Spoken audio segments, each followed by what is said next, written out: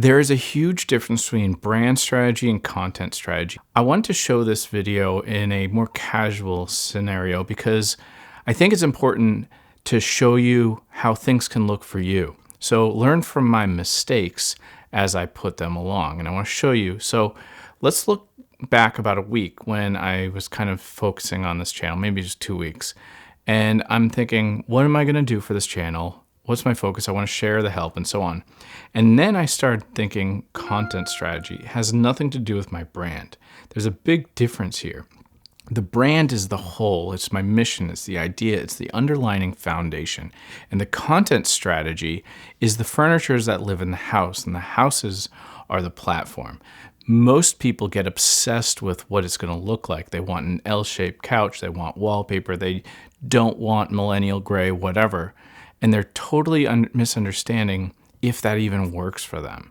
If you have an old cottage, does millennial gray and modernism, minimalism work in that cottage? No. No, because the cottage is calling for a warmth, coziness with a crackling fireplace and warm, cozy blankets and reading nooks. So you wouldn't think of all white walls. You have this warm, rich tones. Now, when you set up, let's say I gave you a cottage, the first thing you would want to do is get something to kind of be there. Now, you may hold off on, say, the perfect reading chair right away, but you'll have what you have already in place, or you get something temporary so that you can kind of actually read. So it depends on your approach. You don't think that you're going to move into a house and get everything just like that. It's going to take some time. However, you're going to be living in there. So life will happen anyways. Same with the platform. Your content strategy should be that furniture in it. You need to live there, okay? You got to get something in place, just like this video. I have big plans for this channel. I want it to be beautiful, but I'm also still trying to understand, is this more of a cottage or a New York penthouse? What do I have here? Now, I live here, literally physical on the water, okay? And it's calling for something, but my brand has been much more New York. So there's been an identity shift within my brand, and that's a concept that I have to kind of adapt to. And that content strategy will change. So I made my New York house and I was done with it. It was perfect. I loved it. And then I moved. Same thing with changes in algorithms and platforms that resonate with you and so on. So the content strategy is very different than brand strategy. And content strategy, in my opinion, is one of the hardest things in the world because it's not just about you, it's about the audience. It's like having people over and being like, do you like my house? It's like, well, maybe, sometimes, not always. So the content strategy is always evolving. And also there's some of it that you've got to really be like, well, F you if you like it or not. This is what I like.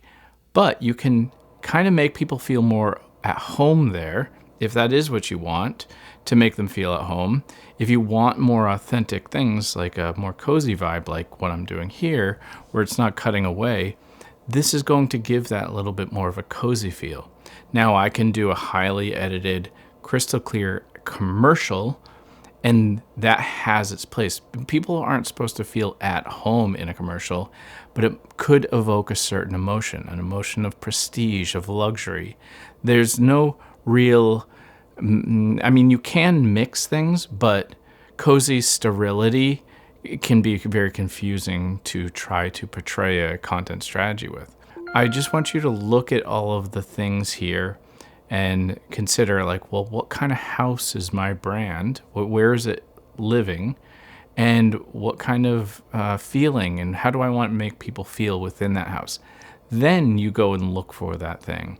Then you say, well, I don't want a big TV because that's a little bit too casual.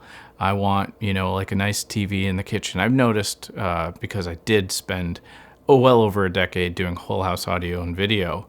The richest people, the most prestigious, only had TVs in the kitchen. It was an odd thing. Every once in a while, they'd have a TV room or a home theater in the garage where there would be the theater. But most people can't have a dedicated home theater. And most people kind of watch a lot more than just movies and so on. But the rich, as far as all of Cape Cod, New England that I worked in for 10 years, they only had a TV in the kitchen just for when they were working at the same time they'd watch news. It was a very practical thing. So that is not a cozy vibe, but the living room was about connection. There was no entertainment there. It was a record player or music in the ceiling speakers. There wasn't visual stimulus. So there's different ways that you can make people feel. None of them are right or wrong. It's just a matter of like what's going on there, what are the people like, all of that. And yes, it's a very difficult thing. And then taste comes into play where, somebody else move into the same house and do it completely different up to their style.